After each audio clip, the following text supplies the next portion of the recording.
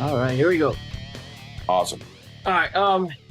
So welcome back, film noobs, to this week's episode. I am here in my room across the nation in Texas, while our special guest, is in California. I am proud to introduce a prolific director, producer, because I was looking at your IMDb, and it seems like it keeps going on and on and on, which I I love. know. But what really drove me or attracted me to you was the fact that I saw the poster for your film. And I was like, this has got to be something that I missed from the 50s because I love 50s sci-fi. But anyways, I'll let you introduce yourself to everybody here. Go ahead, Michael. Hi, film noobs. I'm Michael Kallio. I'm a writer, a producer, a director, an editor. Sometimes I act. Uh, Sometimes I sing. Sometimes I dance. Usually takes a couple of drinks for that, but I'm a filmmaker. So that is me. Now, the movie we're talking about, the one I told you about that automatically attracted me to watch it, was Mutant Swingers from Mars. Mutant Swinger from Mars. Yeah. I personally, one of my favorite projects that I had ever done. And to this day, Yeah. it was such an easy show. A lot of people are like, "Oh, you probably worked really long hours, and it took a lot of energy." Now it No. was like hanging out with friends and making a movie. It was like the Little Rascals. Let's put on I, a show. It came together very easily. The money felt what money we had. We didn't have much money. Movie was shot for 22 grand oh, that's pretty cheap. on film. On film, Oh, so it was shot on film, because it that was was. one of the questions I was going to ask you about, but we'll get into that a little bit later. Yeah, we shot it on 16 millimeter black and white mostly, and so some color, but mostly black and white because I wanted that feeling. My director of photography, George Lieber, was like, "Oh, we should shoot in color and we'll desaturate." And I'm like, "No." Ed Wood was shot in black and white. Yeah. Young Frankenstein was shot in black and white. Yep. We got to shoot this movie in black and white. So the long lost movie, I twisted his arm. He's like, "All right, it's going to be harder to sell." I'm like, "I don't care. It's got to be shot in black and white." Well, fuck it. Since we're already on the subject, I'm just going to continue with the whole thing, because one of the things I was reading some of the comics, and I apologize to everybody because right now I know Michael and I are both suffering from allergies and stuff. So Yeah, if we sound a little weird or we start coughing or sneezing, we apologize for that. But anyways, uh, when I was reading some of the comments, one of the things that stuck out to me, and I kind of wanted to know also, was they're like, oh, why didn't he shoot it in film? And it looks so crispy. It doesn't look, traditional black and white renditions. So let me ask you about that. You said you shot it in 16 mil, yeah, but it looks so good. What was some of yeah. the? The funny thing was, bottom line, we shot it in film, but I never cut the negative. We cut it digitally, Okay. so the negative was never really touched. And then when I had the opportunity to up-res it to HD, we did it in 2K, and part of me was like, I should give it some treatment and make it look older, but it looks so damn good. It I couldn't, does. yeah, I couldn't do it. I was like, I'll do it a little bit here and there, but I couldn't do the whole movie. I couldn't give it scratches and dust and blotches. I just couldn't put myself to do it because it looks so nice. It does, So and it doesn't look like natural film. And we all know what natural film looks like. You see the sure. little particles, you see all these little imperfections that make it perfect. But this one, again, it looked really crisp, really clean.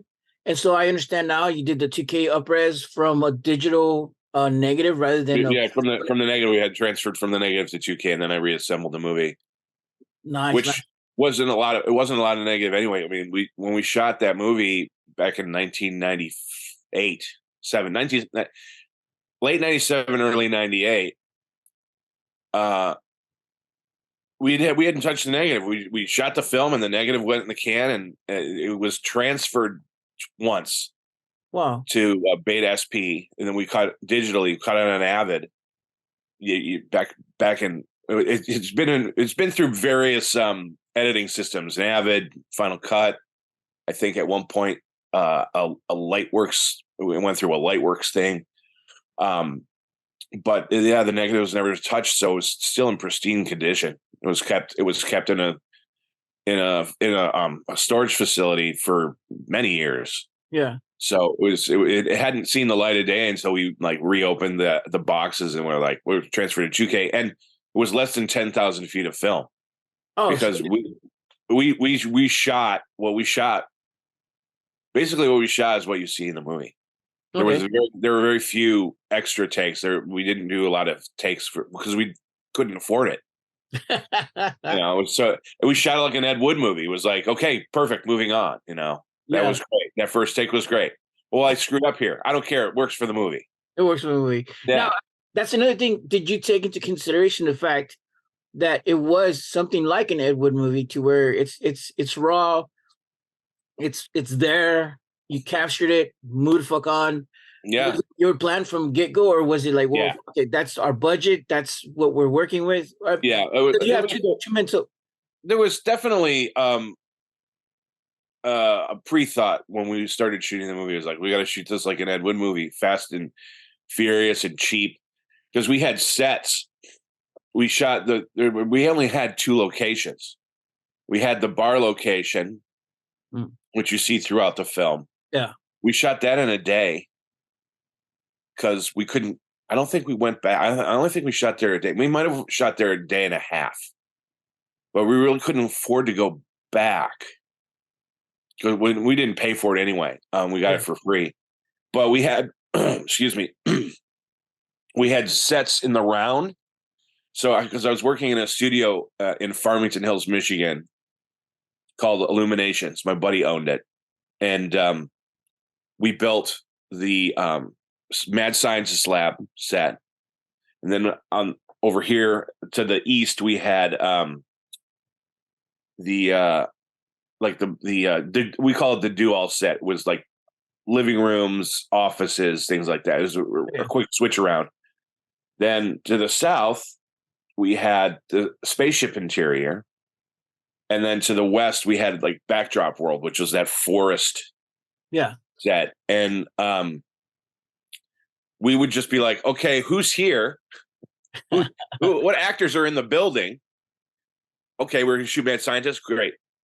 Okay, now we're gonna shoot Office. Just turn the camera.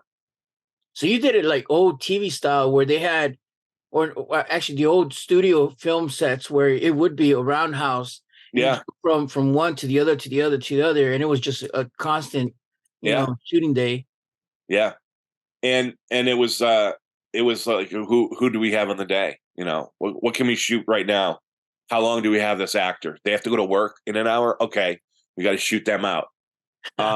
So it was a labor of love. We didn't shoot. We shot less than 10 days. It was like 9.5 days. We didn't shoot in a row, like a big chunk of it. We shot, meaning what? We shot the bar stuff. Then we went to the studio and we shot like 3 or 4 days. Took a couple of days off. Shot another day. The holidays came around. Thanksgiving came around, and Christmas, and New Year's, and we just took a break. And then in January of '98, we shot the last few days and had the movie in the can. I mean, it was like I said, it was the easiest thing I'd ever done. Man. For being like, I'd made my first movie, Hatred of a Minute, that Bruce Campbell produced, and from there, I had film left. I had this idea, like, let's make a 50s sci-fi thing, and it just kind of fell into place. And a lot of the same people, crew wise, and that jumped on board because they're like, this sounds like a lot of fun, and it was a really, I was blessed with a great crew, a great cast, because they all got it. Yeah, they all went, oh yeah, this is a love letter to these stupid movies. Yep. And it all fell into place. It was a very easy, fun show. I Like do it like again. I love the fact how you took the documentary part of it and kind of, I don't know if you shot it that way to where it's the film, but then you have the documentary part of it and kind of infused it to kind of almost seem seamless. To me, because I'm looking, your release date was 2009. Yeah, that's when it was officially done. Okay. And that just means we screened it. I tweaked it between then and now, but we screened it the big screening where I was like, I'm not gonna touch this movie anymore, Yeah, which was a right. lie.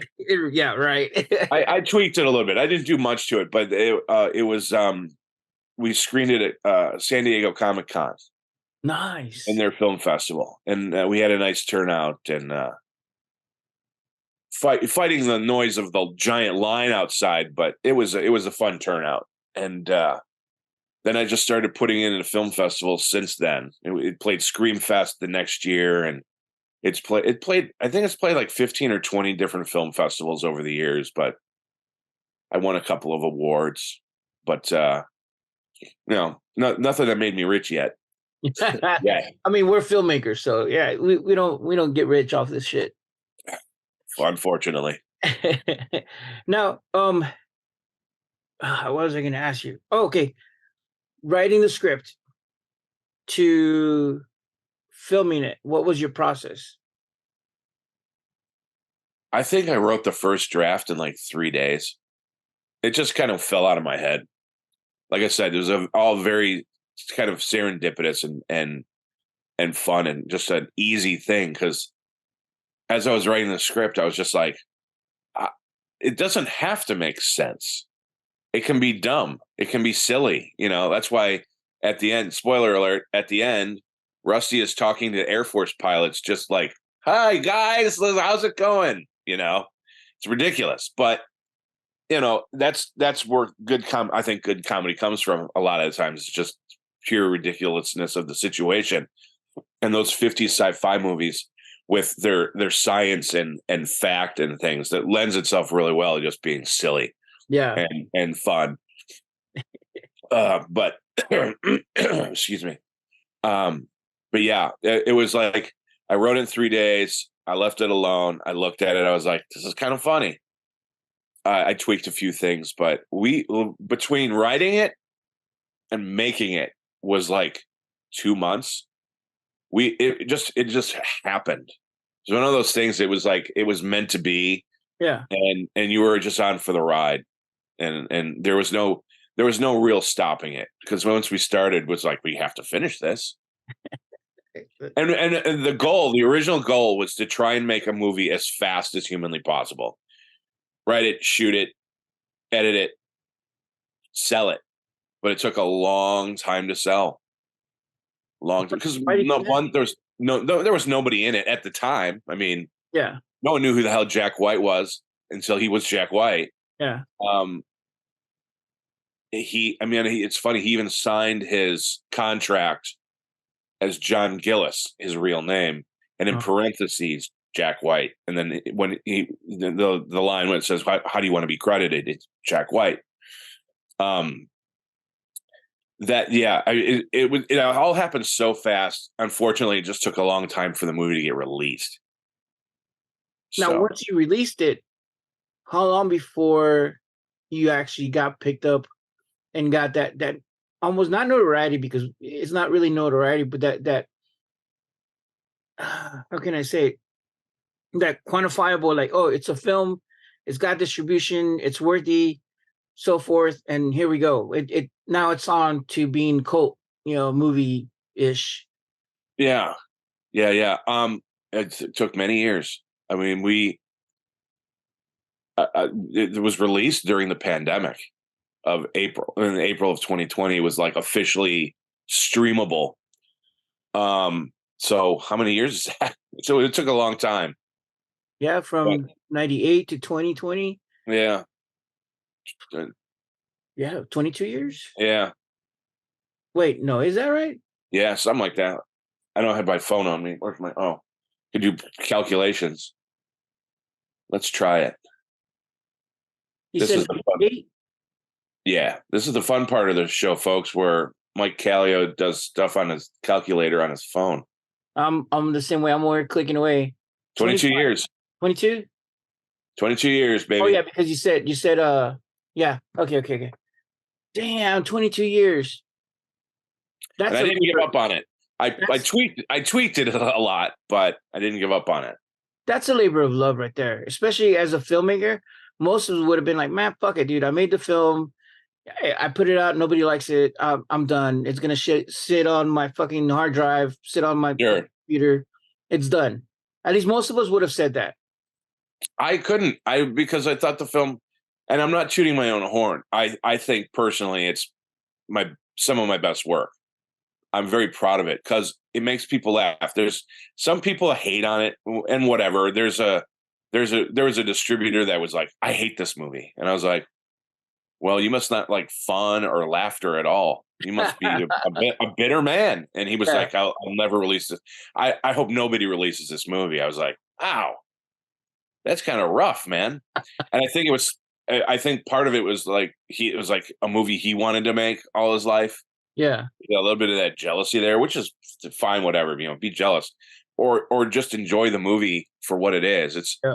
It's not rocket surgery. It's a dumb, it's for college students to roll a joint and drink a beer and laugh at, Yeah. it's not, I'm not curing any major diseases with it, except for sadness, maybe. Maybe, But, yeah. I love, and to this day, I'll watch a 50s movie and I'll be like, oh, I stole that from here. Yeah. The little ideas and homages. They're just, I just watching those movies and I would not even jot down, but like jot down in my head, like, oh yeah, you got to have wires on the spaceship because otherwise Definitely. I, it's, I was reminded of the old kaiju films when you would see Godzilla and oh he would yeah, get suspended off. It looked like a maquette, but he's a yeah, real person, but he's suspended off wires. And you can see you clearly see the wires. yeah, You know what I mean? And I was like, when I saw that, because several times you had it where you could see the little spaceship and it's dangling off the little fishing wire. And I'm like, oh this yeah, is so freaking awesome. This is just oh gravy yeah. here. We half our budget, half our $22,000 went to high tension fishing line. Now, did you use little I guess flying saucers or is it full blown or how'd you do your tricks? No, they were miniatures. Here's the funny thing. So this place, Illuminations, I worked there. Yeah. I helped build sets. When I wasn't trying to make movies, I was working on commercials and we made a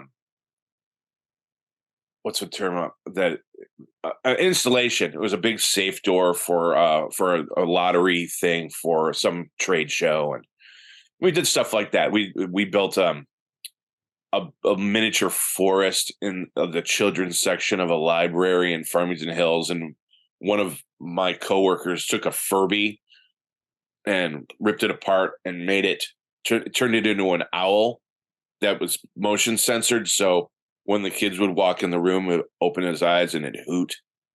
So we did stuff like that when we weren't working on commercials or movies or whatever.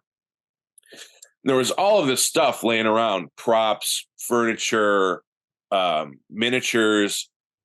And one day, my buddy Rolf, who's a producer of the film and the production designer who owned Illuminations, Rolf was like, "We need to clean this place up. It's getting too cluttered," because he bought it from someone and inherited all of this stuff. Yeah. And we started looking through the storage rooms, like what we could get rid of, what we could salvage, what was junk, what we could be cleaned up, whatever. And there was all of this science fiction stuff. And I'm like, what is this? As a matter of fact, it's funny. It turned into Milestone Creative, but Illuminations / Milestone Creative, they had in the corner it was all dusty, tarped off, had this machine. I'm like, what is that? And then he's like, oh, it's a motion control system. It's like one of the first motion control systems. I'm like, what did they use that for? Flesh Gordon 2. Flesh Gordon meets the Cosmic Cheerleaders. So everyone knows about Flesh Gordon being a very popular X-rated movie. Yes. And they made a sequel. They made a hard R rated sequel back in the day, and it was a motion control system that the old owner bought from Industrial Light and Magic, and it was used on the original Star Wars. It was Man. just corner collecting dust, and no one knew how to work it, so we Yeah. never used it. He ended up selling it, but all of the science fiction stuff, or the majority of it that was laying around, was from Flesh Gordon too. So there were all of these buildings and spaceships and things that looked phallic and sexual, and I was like, we can make a movie with this stuff. Let's just tear it apart and like kit bash it and put it back together and make it less obviously sexual and make it look like real 50s like hardware, sci-fi stuff. And that's what we did. We as we were going through all of the stuff that we had, I was like, there's a movie here. And that's what inspired. So prior to shooting, I will say it took more than 2 months. I wrote the script, and for 3 months, off and on, when I wasn't working for Rolf, I just go into the shop with a couple buddies, and we look through stuff. And hey, here's this cool space gun. Let's put more stuff on it, and make it look more 50s. That's what we did. We tore ships apart, glued stuff back on them, found set pieces and things like that we could utilize. And then my buddy John, basically single-handedly, my buddy John Broadley, built the mad scientist lab with the cage. And I'm like, we need an eight. I drew it out for him. I'm like, make this. And he put together a great, it's one of the best things ever in that movie is that silly little set. And I'm like, I need a door here and I need a door here. Why? Because the running back and forth gag is fun.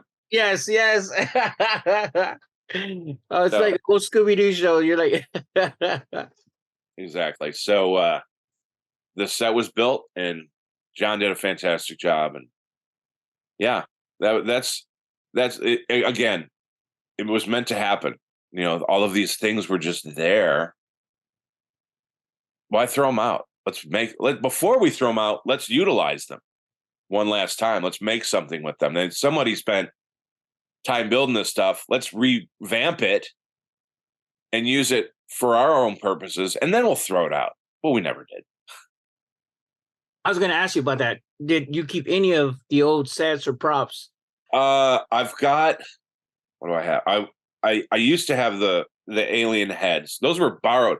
Actually, again, serendipitous. When I was writing the script, I'm like, my aliens need to have giant heads.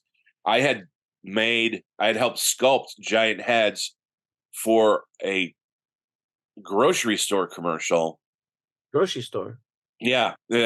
Apparently aliens go grocery shopping at, was it Giant Foods on the East Coast? And they shot this random grocery store commercial in Michigan. And my buddy Roger White, who's not a special effect, he's retired now, but he was a special effects, one of the only special effects artists in Michigan. Yeah. Kind of a surrogate father to me. Called me up, and said, will you help me with these giant alien heads? So I went over there and helped sculpt the cast one weekend. And I called him when I had written the script. I was like, hey, Roger, you still have those alien heads? He's like, as a matter of fact, he was going to throw them away. Man. And I was like, don't throw them away. I need them. And he's like, all right, come. I need to borrow them. He's like, come get them. So we had them for a while. I gave them back, but they're probably gone now. I have some of the guns. One of the guns I bought at Universal City Walk. And before I lived here, I was on vacation. I was like, those guns you'd click and sparks would be. Yeah. It's just one of those that I painted, added a couple things to. I still have those. What else do I have? The moon. The moon's in my storage unit downstairs. Oh, nice. I want to light it. I want to figure out a place to put a light in it. It's pretty big. Matter of fact, when you see the moon in the beginning and it's moving, that's the lead actor, Michael East, who played Rusty. Yeah. He's holding the moon and he's just moving sideways. And to be credited as Moon, Wrangler. Moon Wrangler. Moon Wrangler. Yeah. Got to put it in the movie, but there's a Blu-ray coming out very soon. Uh, a special edition Blu-ray with a documentary about the making of the movie. And Bro, you gotta let me know when you come out with that. hey, maybe I'll put this on the DVD too. By all means, do so. If you're more than welcome to, because this is so great. Because again, when and I did a cheesy movie, not as good as yours. Mine was Lowriders versus Zombies from Space, but I had the same thing. That the whole just the title alone, I wanted to capture somebody to watch it. I figured if I could capture somebody to watch it, I might have a chance. Sure. But with yours, Mutant Swingers from Mars, I was like, fuck, okay, you capture me with the title, you capture me with the fucking net, with the poster that's very 60s, sci-fi stylish, especially with little pop-up heads and everything. I was like, dude, that's so crazy. And then bam, I start playing it, and here comes this universal music, ominous, orchestral run, and this guy's like, well, today. And I was like, oh, dude, this is so freaking cheesy. I fucking love it. Thanks, man. I appreciate it. I like people. Matter of fact, I like showing the movie just so I can watch the audience. Yeah.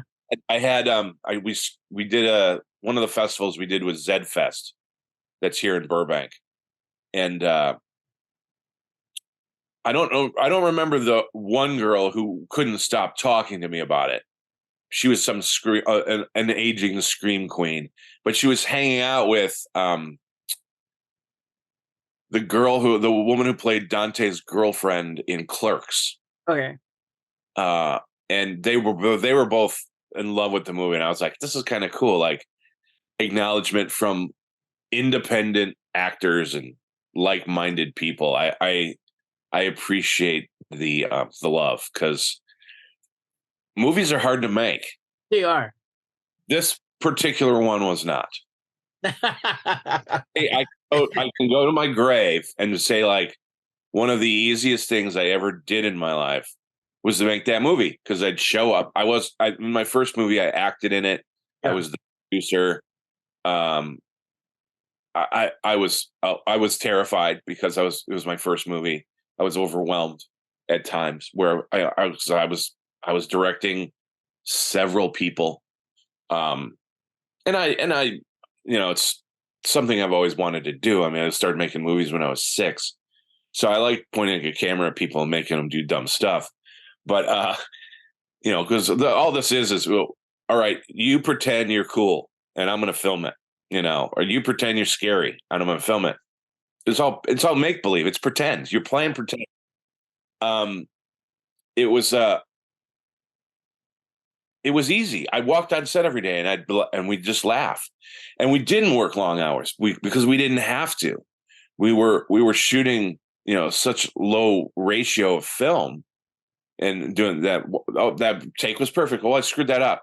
The scene where Exodor, spoiler alert, the main alien goes into the ship and he talks to the main leader via the weird phallic television device or whatever it is, which is just a street light flipped over. And he leaves, and he hits. You see the set shake. he shouldered it, and he tells the story in the documentary. His name is Bob. He's not with us anymore, unfortunately. But Bob was like, "Oh shit, I'm gonna get fired." And I yelled cut, and I laughed, and he's like, "Oh wait, maybe I won't get fired." And he's like, I'm sorry, I hit the set. I'm like, no, don't be sorry. That was perfect. Yeah. Moving on. He's like, but I hit the set, it shook. I'm like, that's what would happen in a 50s sci-fi movie, for real. Yeah. In an Ed Wood movie. It did happen in an Ed Wood movie. A lot of those were shot really, like, I think it were like, most of them were shot in 5 to 7 days, and they were just back to back to back. And there was no, if a set was already built from another movie, they just move into that and figure out how to fit it into the story. Yeah. So yeah, there was never any real inclusion of like, oh, we have this, and this set up to shoot. No, it was just like, fuck it. Opportunity happens. Let's do it. Yeah. Yeah. I got a question with your actors, and this is something that, again, as a director, it's not just pointing a camera at somebody, but convincing them that the project or that the character is who that character is. But in a movie like this, a lot of times they were a little bit over, Sure, they, sure. or they I, were very monotone, sure. or I mean, was that your style of like telling him is like, I want you to do this, or was it something that they naturally brought in? They're like, well, I remember the old movies that were like this because we yada yada, or was it you directing that style of No, I kind of filled them in early. I'm like, I gave them a list of movies to like look over. And what was some of this? what was that? What was some of the movies on that list? Silent Earth and War of the Worlds and the movies of that era. Yeah. And I was like, overacting is better than underacting. With like Michael East, the lead, Rusty Rave. Rusty's character, and he talks about it in the documentary. His idea was, because he looked at the list, but he didn't watch any of those movies because he didn't have any time, between making a movie and working and trying to survive as a human being. He stole, like, when he runs into the Dr. Von Helpsling's office, and he's like, Doc. He's obviously taking on Marty McFly. Yeah. He's channeling his inner Marty McFly. He stole from Grease. He stole from Rebel Without a Cause. He stole from Shatner. He stole from Jim Carrey. Like he just took the bits and pieces he interpreted as I'm just gonna, because it's a homage to movies, I'm gonna pay my own homage to movies as well. Okay. And it felt great. And with like Colleen was I was like, just be, you're happy go lucky. You're a 50s girl. And when you're scared. And when you're annoyed, play it up. So it was definitely on purpose. I wanted people to play to that style. I guess it'd be a style or the era of acting. Yeah. A little over the top, especially for those movies. They were all melodramas. They were all really, amped up as far as like emotion. Oh my God, there's an alien. They're worse than the telenovelas on Univision and stuff. ¿Por qué? But yeah, Exactly. there was this one skit where there's two agents and one of them's talking on the phone. He's like, yes, yes. And he's very like authoritative, very like whatever. He hangs up and he's like, who's that? Oh, it's Mother. Like, codename Mother? No, it's my mother. I was like, oh, I started laughing. I was like, oh my goodness, this dude's stupid.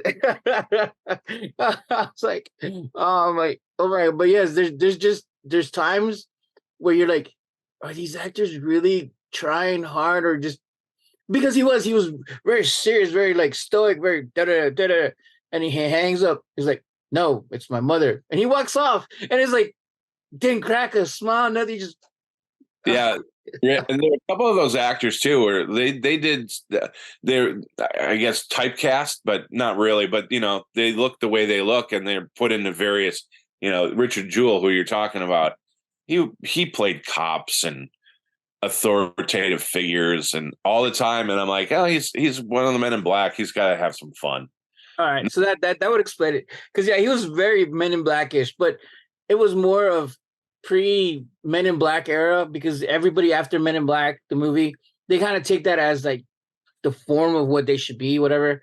But if you go back, trace it back to the 50s, those guys, the suits, they always were very stoic, very like Intimidating, yeah, very scary at times. And that's why I wanted to play on all those tropes because you know and the whole idea of the movie too is that Criswell, the real director, influenced everyone. Spielberg stole from him, Lucas stole yeah. from him, Roddenberry stole from him, Ed Wood stole from him. Like everybody kind of took a little piece of Orton Criswell's playbook, and because he was so unknown, and ripped him off, because I think that's what true artists do. They don't steal, they pay homage. Yes.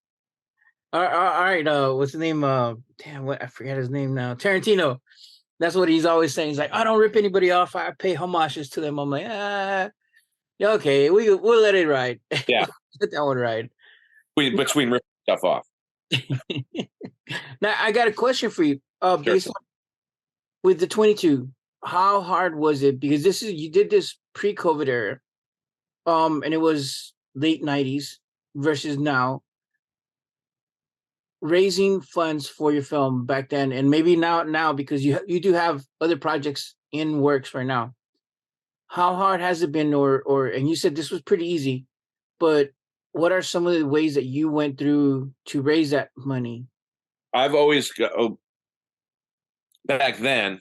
It was my fundraising technique was knocking on doors. I had creating a limited partnership and knocking on doors and going, "Can I have some money?" And it worked more than once. With this particular movie, it like I said, it was like raising money was easy because uh, I had met this woman named Linda Rosenfeld, and she wanted to be a producer, and she was green, and she was hungry, and she hadn't done it before. And I called her up, and I was like, "Hey, you want to be a producer?" She's like, "Yeah." I go, "All right. Well, I want to try and do this project as fast as possible." Yeah.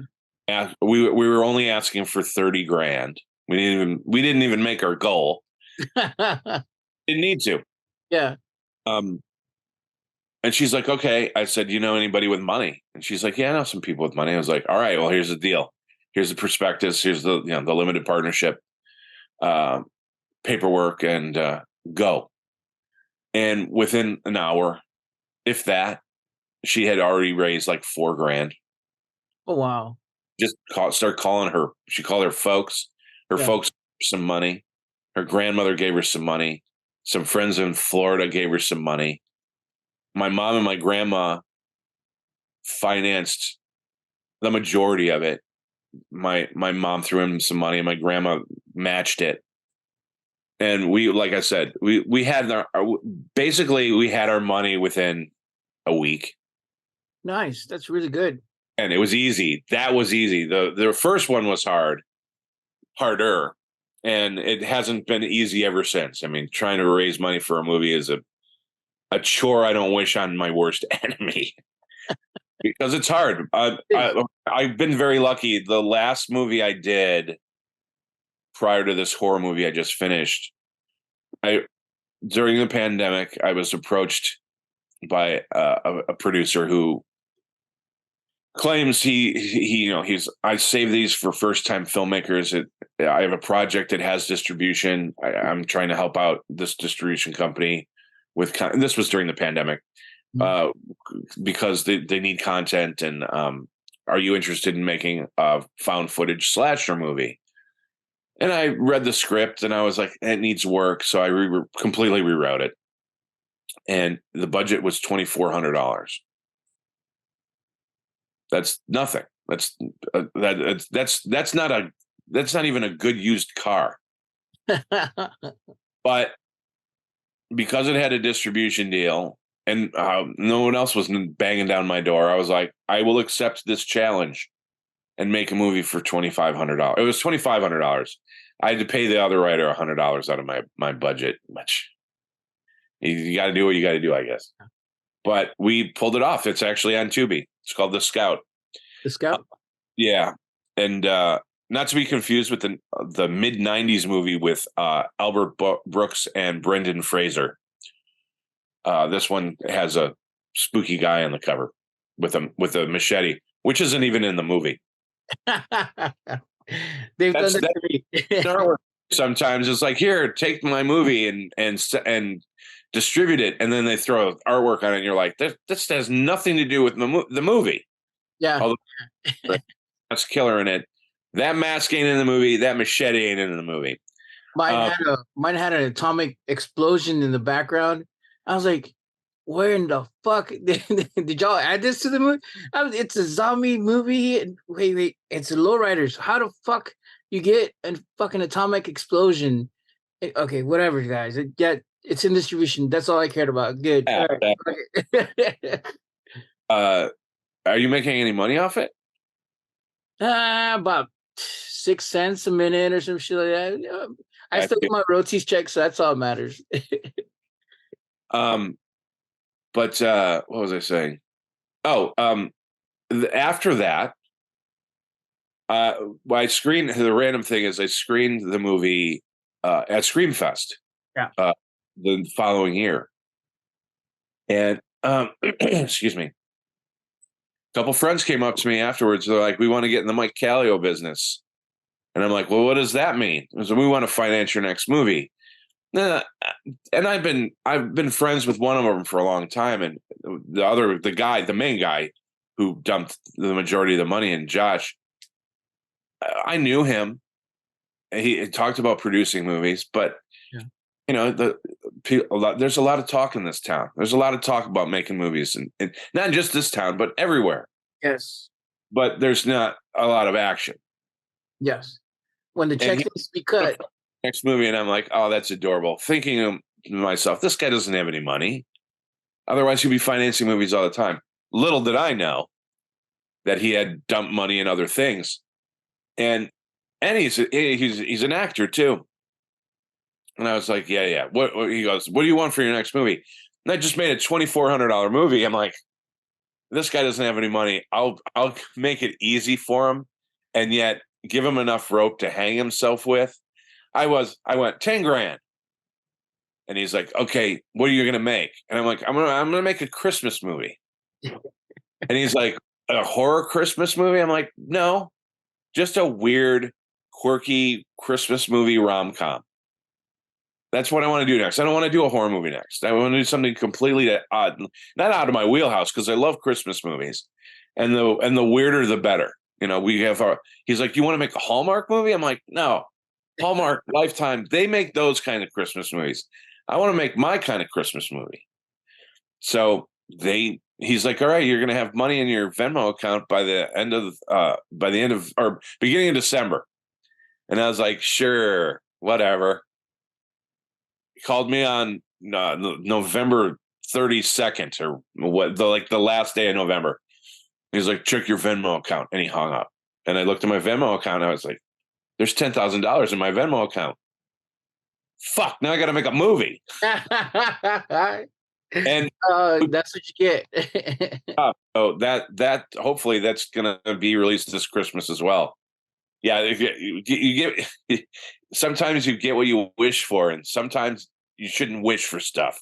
But no, I was like, and now my budgets are just going up because my first movie was, when it was all said and done, it was about a $250,000 movie, Yeah.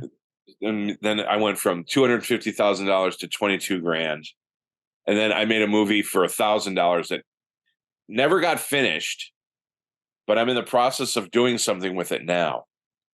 And then, coming out here, I did low budget stuff, and my budgets keep going up now. So that's good. Now that I'm almost 52, fucking movie business. But you're getting it done. That's what matters. Yes. You're still getting it done. Yeah. And then the same producer that approached me on The Scout came to me with more money at the end of last year and was like, I want to make a horror movie. And I was like, yes. And the budget was very low. It was only 9 grand, but that I just finished it. I'm a little late turning it in, but it's done and it turned out really well. And that's going to come out soon too. I don't know when. Hopefully this by Halloween. I know it'll be streaming. I hope it'll be streaming by Halloween. Now, how do you do the distribution part of the film? Do you have somebody do that for you, or do you have hands on? Well, with The Scout and with this new movie that I just finished called Inner Demons, uh, distribution was already in place. So, which is why I said yes to a $2,400 movie. It was like, well, it's going to get out there, so I might as well see what I can do for nothing. Yeah, get it out there, because I was planning on doing a no budget movie anyway. Like, I wasn't making movies, and that's why I moved here. So I said to myself, I'm just going to make something. And then this money fell in my lap. And I'm like, well, it's better to make something with a little bit of money Yeah. than nothing. So, which is why I took it on. So, with distribution for my first movie, Hatred of a Minute, Bruce Campbell was involved. Anchor Bay was a huge company. Anchor Bay had done all of the Evil Dead films. Yeah. And he made that deal. He was like, "We made you so much money, you got to take this movie." So they did. And I have distribution on the other stuff I'm doing. Currently doing a movie documentary that I've been working on for 8 years called Dinner with Leatherface. And that just got picked up. They're going to help finish it. I can't say the distribution company right now because they haven't released. Let's just put it this way. They were once a big company. I might have mentioned them earlier. Maybe making a comeback. No. And it'll make the trades because this company that I might have mentioned earlier in this program, they're making they're taking on the Christmas movie. They're taking on Mutant Swinger from Mars as a physical release. They're taking on Dinner with Leatherface. They're going to help me finish it. So I guess I've been pretty lucky with distribution. A matter of fact, I have a feeling your movie was released by Rising Sun. Yes. Okay, so Mutant was released by Rising Sun as well. Yes. Is that how you found me? Through Yeah, Rising as a matter of fact, yes, because I was combing their catalog because I was trying to find again another director to kind of interview for the film because normally we do either directors that I know Sure. or that I work with or even from the film festival that we got. But I was like, well, I ran out of people. I need new people, new blood to bring in. And I was going through our library because we belong in that library. And I was like, I saw your poster. I was like, I gotta check this motherfucker out because it's just a beacon right there. Like, oh, and so Right. I went through their catalog. Yeah. Yeah, because my I submitted Mutant Swinger to the horror festival that those guys run, Yeah, and they turned me down because I was a day late. And they're like, "We don't have a really big venue, and you're a day late, and we've kind of got the this year programmed." So I was like, "That's cool." And they're like, "Maybe next year." 2 years later, maybe 3 years later, I get an email from Miles yeah, saying, "Hey, we're distributing movies. I remembered your movie, even though you didn't get to be in the festival, but we want to distribute your movie out of the blue." And I was like, "Fuck yeah, all right." So that got distributed streaming. It's never had a physical release. It's funny because people are like, "Oh man, I wish I had a VHS copy of that movie like back in the day." And I'm like, I wish you did too, because that would have meant it got released. So it's yeah. finally released. And it's funny because in '98, summer of '98, me and Pete LeDuc, who played Fez Fleckman, the Mutant Swinger, and Orton Zachariah Criswell, him and I came out to LA from Detroit to try and sell the movie, and we sent out so many screeners, and like we got two meetings, and both of them were just like, "Bleh." So it was sad. I could have sold it then, but I wouldn't have made any money. And not that I'm making money hand over fist now with it, but I probably should have sold it back then, but I didn't. And now here we are talking about it, and it's now getting released finally from a company that is making a comeback that I might have mentioned earlier. Now, And it's cool because without this company, I don't think there would be Arrow Video or Vinegar Syndrome or all of these great boutique Blu-ray companies that have put out special editions or with all the special features, which this disc will. There's actually another version of this movie. Is there? Yeah, there's a version of Mutant Swinger from Mars that's as if you're watching it with a horror host. Okay. So it's like you're watching it at midnight with like an Elvira. This guy's Tim Quill, Michigan actor, who's notoriously known as for playing the blacksmith in Army of Darkness. And he's been in all the Sam Raimi movies. Sam and Bruce and all of those guys went to high school together. Tim Quill included. So Tim was in a lot of their old Super 8 movies, but I met him, years ago working on My Name is Bruce, and we became friends. And he created a character that was a homage to the horror host that we watched as a kid. I mean, he was 10 years older than me, but the horror host was named Sir Graves Ghastly. Sir Graves, I believe, did the horror host thing the longest. Like, I think he has a record for being a horror host for like 40 years. Wow.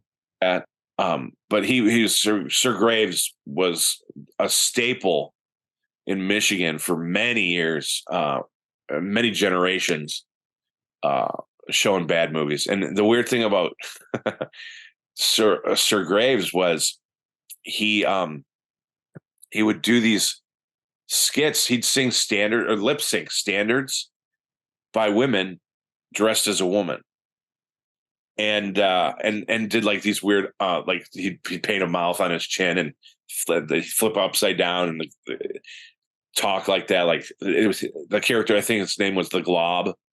Yeah. And he'd sing sometimes. Just weird skeleton marionettes dancing in between, the movie segments. And I was like, we should. He wanted to pitch it as a series, and he played the character at conventions and things. He called himself Count Ghastly. He was Sir Graves' cousin, and I was like, we should shoot something to pitch it. And he was like, yeah, that would be fun. So we wrote a script, AKA I wrote a script. Tim can't defend himself now. He's passed away too. But he'd come over because he lived in Corona. So he lived distance. So he'd come over and we'd write and he'd sleep over. We had some drinks and he'd sleep over and we get up the next day and have lunch and write some more. And we ended up shooting the majority of it randomly. I went to Michigan for like 6 or 8 weeks for a summer film program that a church put on. Wow. And I helped teach kids. What we did was we did the entire process of making a movie. We auditioned them, we cast them. We gave them, we worked with their lines. Their parents were involved. And then we shot a short film at the end.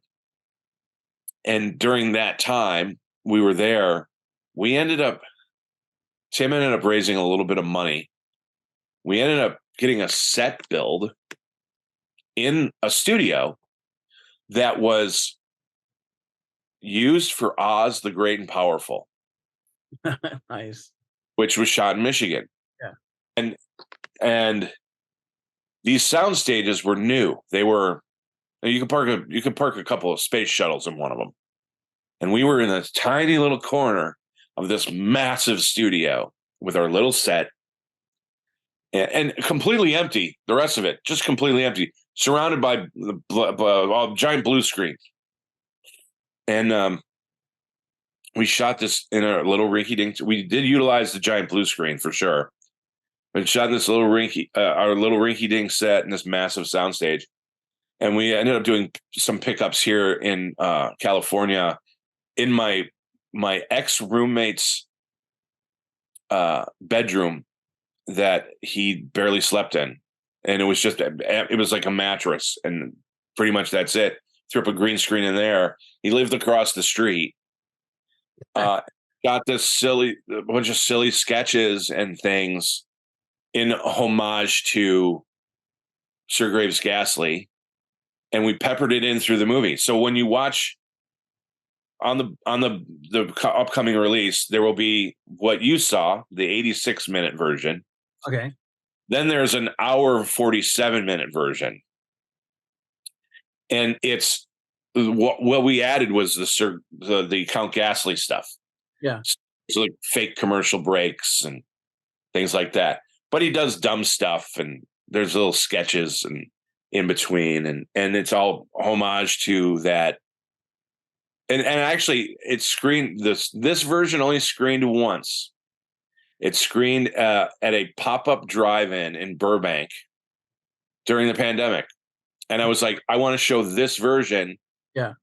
Because it's longer, but it's really weird. It's really it's like someone compared it to watching an episode of Pee-wee's Playhouse. Just like there's so much going on, and you're like, it's a little overwhelming because it's just we just did as much weird things as we could, and I cut that version during the pandemic because what else did I have to do? True. Ended up making the documentary during the pandemic as well. So on the disc, there'll be all these extra features, commentaries, two versions of the movie, an hour-long documentary on the making of, actually a 66-minute long documentary on the making of Mutant Swinger from Mars. 66 minutes being the exact running time of the movie Robot Monster, which is how this movie started.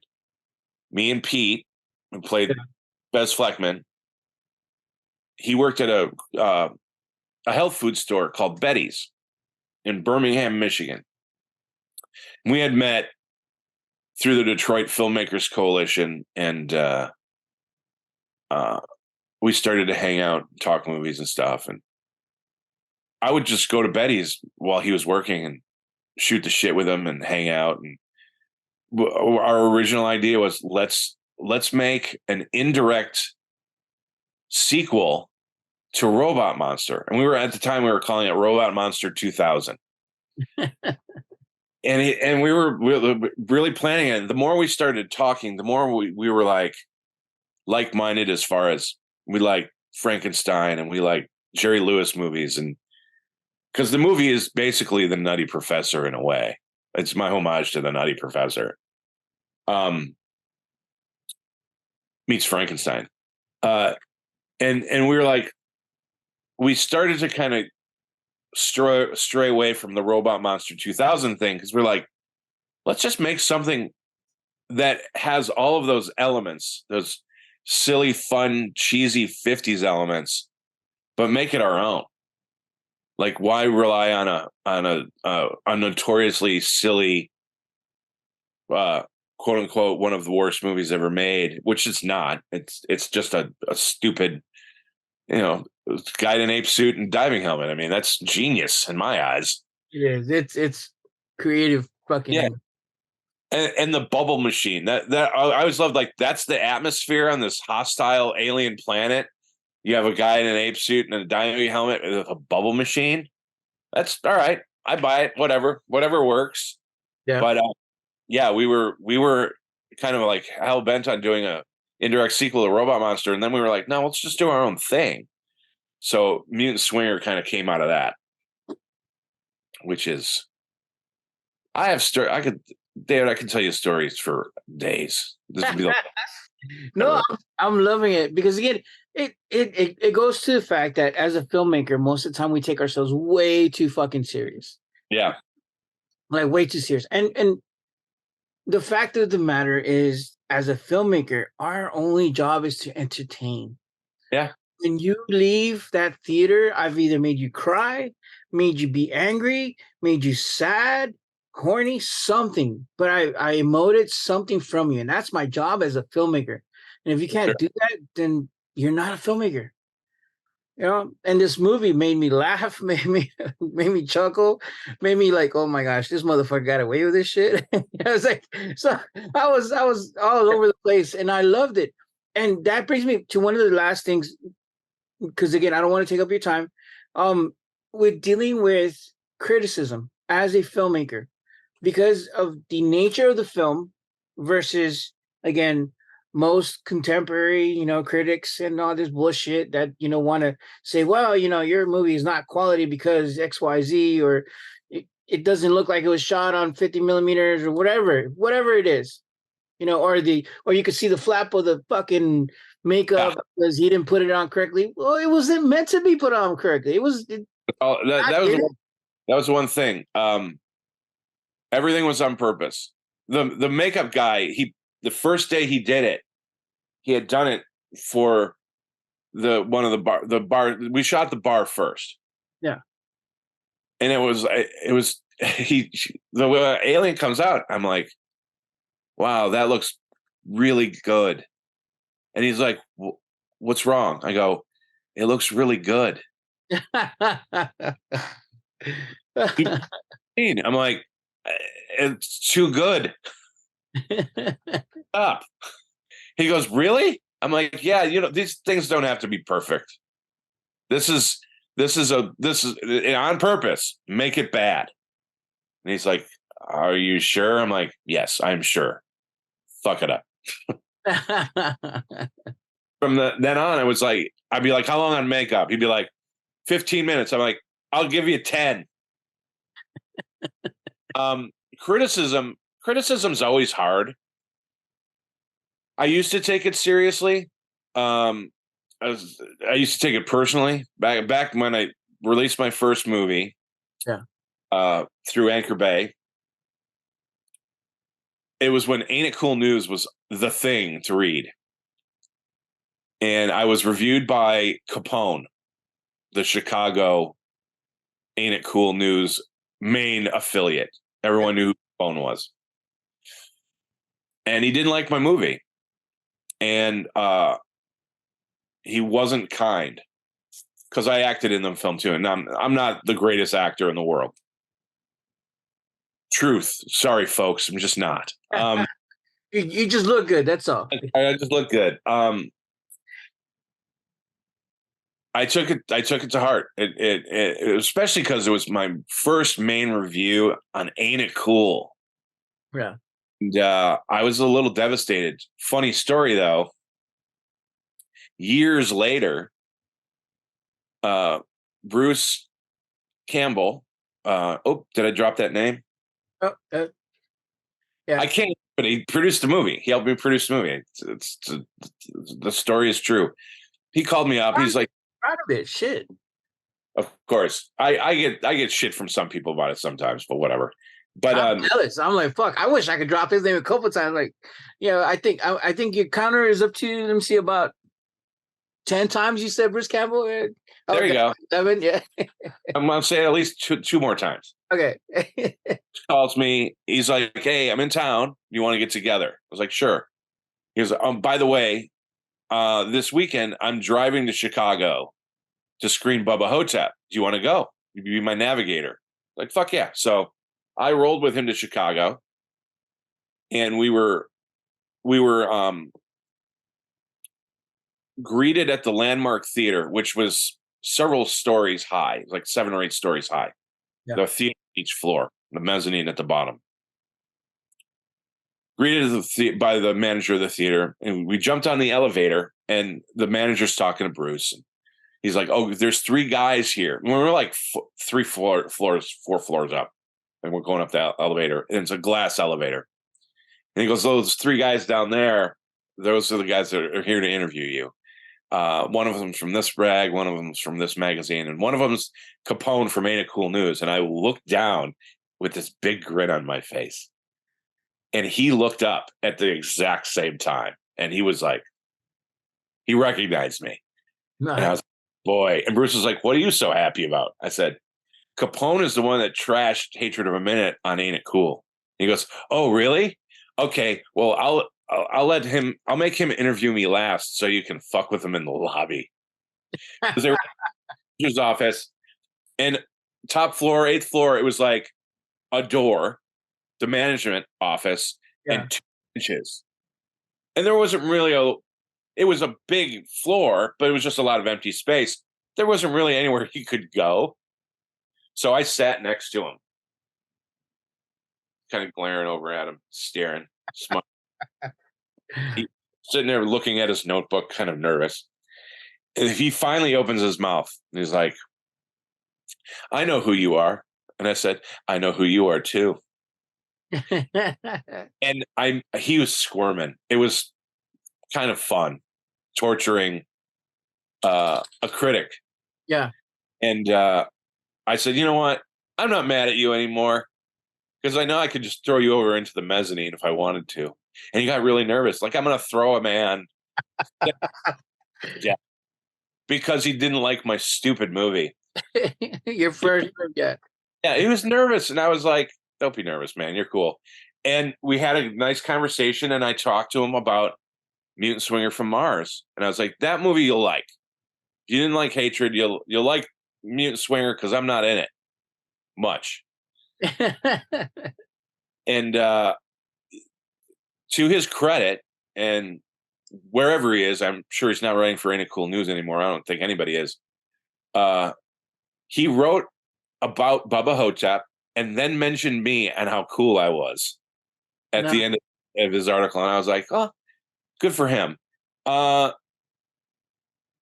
didn't, after that moment, I was like, fuck critics. And every once in a while I'll read something and I'll be like, what? I particularly like the bad reviews on stuff that I've done where I'm like, I don't think they watched the movie because it's like, what snake? You know, the snake dumb. There's no snake part in that movie. But I don't let it bother me the way it used to. You can't, because art is subjective. What we do is art. Yeah. Is it high art? Nah, sometimes no. We're making movies. We're not curing major diseases, and we're making things to entertain. Mutant Swinger from Mars has gotten some of the weirdest. I've gotten some weird responses just down the line on anything I've done, but Mutant Swinger from Mars. So I'll give you an example. I submitted it to the Boston Science Fiction Festival. Yeah. Which has been around for almost as long as movies have existed. It's been around for a long time. It's one of the oldest film festivals in America, and specific science fiction. They did not accept my movie because I was making fun of it. They're such purists. They thought I was shitting on their favorite genre. I'm like, no, man, this is a love letter. How are you shitting on it? Yeah, exactly. Did they not watch the same shit? Like, then the girl goes, it's chauvinistic. I'm like, have you ever watched a 50s movie? 50s movie in general. It doesn't even have to be science fiction. Yeah, I didn't say so. I said 50s movie, period. Yeah, just, dude. I mean, the Nutty Professor, the original Nutty Professor is one of the most misogynistic characters on the planet. And I paid homage to it. And I said to this woman, have you seen the Nutty Professor? And she said, I don't like Eddie Murphy. And I was like, no, in my brain, I'm like, no, you dolt. Jerry Lewis. I didn't say that. I was like, no, not the Eddie Murphy version. That was a remake of a classic movie by Jerry Lewis. I think Jerry Lewis was funnier than the newer version of it. Absolutely. But way more misogynistic. Yeah. And I've gotten my first movie, Hatred of a Minute, that Bruce Campbell produced. I just dropped it. There you go. Yeah. No, I was accused of hating women because in the movie my character kills women and men. I killed a couple of dudes too. And she was the head of the Michigan Film Office. She was like, I'm not putting this in any film festival I'm involved with because you hate women. You're misogynistic. And I'm like, I was raised by two women. If anything, I respect women more than the average American kid who was raised with a mom and dad. I was raised by my mother and my grandmother. That's the last thing I am, is misogynistic. I don't hate women. The, have you watched the movie? I kill a guy first. I beat him with a toaster and then bury him alive. And he's not a woman. It was played by Leatherface. The guy who played the original Leatherface. That's not a woman. That's Gunnar Hansen. That's Leatherface. Big dude. I kill him first, then I kill a couple girls, then I kill another guy. I'm like, I don't hate women. That's stupid. So I've gotten some weird. A lot of people are like, "Oh, Mutant Swinger from Mars is misogynistic." I'm like, well, you're reading into it. And for one thing, Mutant Swinger from Mars is not a movie to read into. Yeah. It is what it is. It's no hidden messages. It's smoke a bowl, drink a beer, and laugh. Yeah. That's what it's there for. It's not like, well, I hope it brings communities together, but it probably isn't going to. And for the most part, I've gotten really nice reviews, but there's the reviewers I just ignore now. Like, people are like, "Oh, your movie sucked." I'm like, "Yeah, probably did." Matter of fact, The Scout, I like polished films. I'm not a huge found footage fan, and how much can you do with the slasher genre, really? Yeah. When it's part 10, you take them to space. But again, no one was banging down my door to have me make movies, especially during a global pandemic. So I took the job, and we're screening the movie at Screamfest in the Chinese theater, one of the most, and not the main theater that everyone sees in movies and postcards, but they have a multiplex upstairs. I'm showing my movie on Hollywood Boulevard at the Chinese Theater, in a theater that costs 3 times as much to rent out as the movie cost. And my composer for the film, Scott, my buddy Scott Thompson, I went to high school with him. I was in bands with him. He did the music for the movie. Yeah. I nudged him, and I was like, I was my own worst critic. I was like, "Man, I'm sorry in advance." As the lights are dimming, he's like, "What? What do you mean?" I go, "This is going to be bad." and the movie started, and people started laughing and reacting. Yeah. And I was, wait a minute, this movie is working. How the fuck did that happen? It's not the best movie I've ever made. Some people have disagreed with me on that, which is bizarre. I find the movie fun because it's, again, when I took the job, I was like, can I rewrite the script and can I do kind of whatever I want?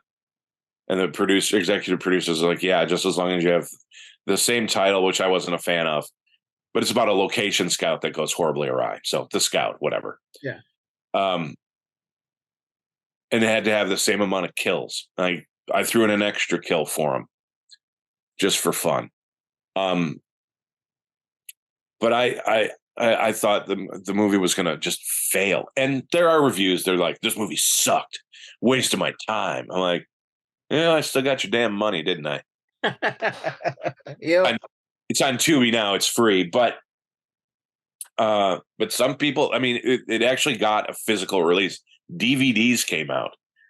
Me and most of my cast, I was going to say, and crew, I was the sole crew, basically. We did a commentary for it. But I thought the movie was going to just be a pile of garbage, and people really liked it. Like, there's a character actor by the name of Daniel Roebuck, who he was in The Fugitive. He was in River's Edge. He just recently played Grandpa Munster in Rob Zombie's The Munsters. Yeah. We're friends. He came to the screening. He's a horror fanatic. He's a monster kid from way back. He loved it. I was like, really? You loved The Scout? Were you in the same theater? He was. I did a Q&A afterwards, and he was there asking questions. Just, how the hell did you do this for $2,400? I'm like, I don't know, but we did. There it is. Just saw it happen. But I don't let critics bother me anymore. Every once in a while, I'll read something where I get a little agitated and be like, what do they know? But other than that, I'm like, Let me see how many movies they've made. yeah, exactly. And I've used that. I'm like, I can't wait to see your next movie. Oh, you've never made a movie? All right, then go fuck yourself. But I don't even bother with that anymore. It's because it's just pointless. Because some people are going to look at the Mona Lisa and be like, there's a reason it's one of the most famous paintings in the world. And some people are going to look at it and be like, she should smile more. Especially nowadays, because anybody can be a critic. Yeah. You have so many websites that have a comment section. This McDonald's sucked. My cheeseburger was cold. You know, anything has a comment section on it. You know, nowadays, so you can criticize everything, and people do because they want to be heard. Unfortunately, That's true. That's true. So now, again, I'm not trying to keep you any longer. As far as where can we find your work aside from the two movies that you mentioned? Where can we find your work? Where can we find you? Any shout outs? Like, Bruce Campbell, shout out to him, I don't like that guy. No, I love him. Family. At this point now, he's family, so I can't get rid of him, and he can't get rid of me, even though he wants to, or he's tried. He's failed. I would say The Scout and Mutant Swinger from Mars are on Tubi. My first movie is eventually going to get a re-release on Blu-ray through Synapse Films. Okay. That there's no date on that yet because I still have to finish reassembling and tweaking and color correcting and cleaning the film up. I got to restore the film myself because I'm too broke to pay for a professional to do it. I got to do it. The Dinner with Leatherface, where we're hoping for a limited theatrical next year to coincide with the 50th anniversary of the release of Texas Chainsaw Massacre. Okay. The same company, which I might have mentioned earlier, or maybe not, wink, wink, they're taking care of that, the Christmas movie, and the physical release of Mutant Swinger. Mutant Swinger is ready to go. The hard drive is waiting on one last thing, and that is we are currently doing an animated music video based on the song Mutant Swinger from Mars by the band the 3D Invisibles. I love it. And the style. Are you familiar with the artist Shag? He does a kind of a 60s kitschy style. This guy by the name of Doug. I'm not Doug. What's his last name? I have to look him up. I'm sorry. I have to get this right for him. You're good. His art is like Shag's. It has a similar look. Doug Mansfield. I'll show you. Doug designed a bunch of characters. Okay, I see it. It's really good. Yeah. It's still kind of almost I Dream of Jeannie, Bewitched kind of. Yeah. Very kitsch. Yeah. Doug did some. I actually approached Doug because I loved his work. I think he's based in Colorado. And I was like, dude, you're Colorado Springs. Yeah. Are you on the site now? Do you see the Mutant Swinger thing? Yeah, you go into DougMansfieldArt.com. Yeah. Yeah, he did a couple of Mutant Swinger. I'm calling them alternative Blu-ray covers. For me, because we thought I thought I was going to get a physical release during the pandemic, and it just didn't pan out. But yeah, he did those on spec, and I was like, dude, you're amazing. And I approached him. I said, look, I've always wanted to do an animated music video, and it would serve two purposes. One, I want to do a show based on the 3D Invisibles because they have several songs, like many albums worth of songs already recorded. Yeah. So it would be like Scooby-Doo meets the Monkees.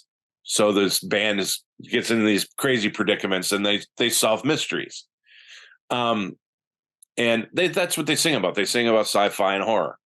You know, they're Another movie you make right there. oh yeah. Well, like I said, I have a whole pitch to do an animated series called The Adventures of the 3D Invisibles. So I'm like, it serves as two purposes. One, this is a music video Yeah. for the song, and two, potentially for a TV series. And he designed a bunch of characters. And my buddy Jeremy Mowry, who's a stop motion animator, he's actually working on my Christmas movie, because in the Christmas movie there's an elf, a stop motion elf that pops up throughout the movie when the lead character gets a little tipsy. She sees a stop motion Christmas elf. That's gives her weird advice and is pretty silly. He got me in touch with this woman named Kylie Nagel. He also teaches animation at a college in Burbank here, and she jumped on board to do the animation for the music video. So we got all the special features for Mutant Swinger laid out. The two versions of the movie, the 66-minute documentary, deleted scenes. Not that there's really any deleted scenes. Behind the scenes auditions. We got Jack White's audition. Nice. And his audition and his callback. And all we're waiting for, and it was something that I had given up on. I'm like, the music video is never going to happen, so fuck it. And then Jeremy came into my life, and he brought Kylie. Kylie.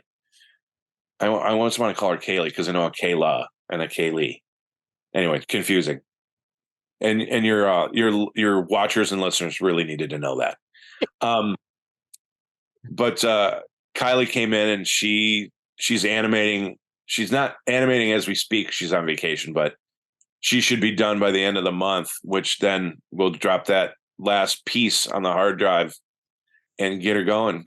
Start getting Blu-rays out there in the world by a company that I may or may not have mentioned, that's making a comeback.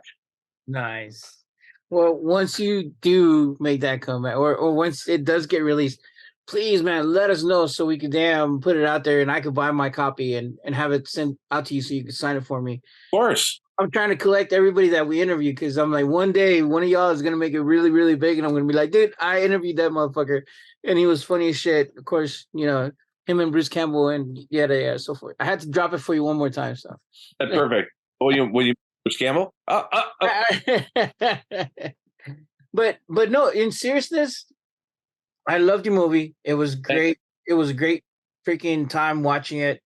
I can't wait for the actual Blu-ray release of it, with all the extra goodies. I like the idea of having the horror, Elvira kick in it, because I think it would escalate it to the next level. It's already a great film, but adding that extra layer of cheese, extra goodness on it, it's just a lot of weirdness.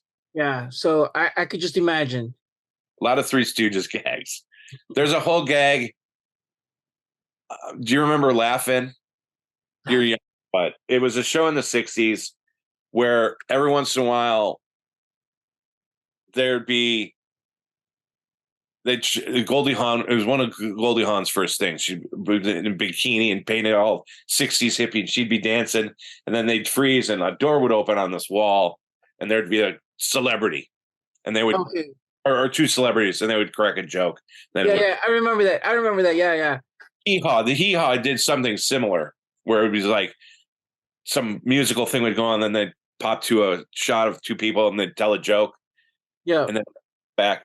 We did shit like that. I mean, it's cheesy fun, and again, we wanted to hopefully use because when he came to me with the idea, he was like, "Oh, I'm going to shoot something," and I was like, "Why don't we just shoot enough to pepper in to this movie? Because if the worst thing comes to worse, and no one likes the idea, and nobody buys into the idea, well, I'll have a version of the movie of this idea that exists. Yeah. We can release that too. He was down for it. So unfortunately, Tim passed away a couple years ago, but he will live on in the immortal, aside from the Sam Raimi movies, the many Sam Raimi movies he did, he will live on as the immortal Count Ghastly on the Count Ghastly version of Mutant Swinger from Mars. Nice. That's an awesome way to be memorized or memorialized. There you go. That's the correct word. Memorialized in at least within the contents of our world. Sure. To be remembered that way. What's the line from one of the most underrated comedies, in my opinion, 3 o'clock high. Okay. Pain is temporary. Film is forever. Yes, sir. And with that, I want to wrap it up because I know we could keep talking. I can see us now, and I'm looking at my time. I'm like, oh shit, that's okay. I don't give a fuck.